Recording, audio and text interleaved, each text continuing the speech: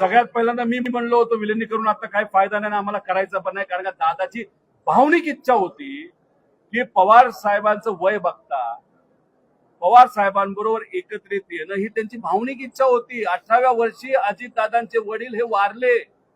आनंद आजोबा हे वारल्यानंतर अजितदादांना कुणी मुलासारखं वागवलं असेल तर पवार साहेबांनी वागवलं आणि हे त्यांच्या मनात होतं, हे त्यांनी आम्हाला बोलून दाखवलं. जेव्हा रेवतीचं लग्न ठरलंय हे सांगण्यासाठी पवार साहेबांनी अजितदादांना फोन केला. मी तिथं होतो, पण पवार साहेबांना कफ असल्यामुळे पवार साहेबांना बोलता येत नव्हतं. पवार साहेब काय बोलतात हे दादांना कळत नव्हतं आणि ही ती परिस्थिती बघितल्यानंतर दादांच्या डोळ्यात पाणी मी बघितलेलं आहे. मग ही भावनिक भूमिका दादांची असताना याच्यामध्ये आम्ही राजकारण का करू?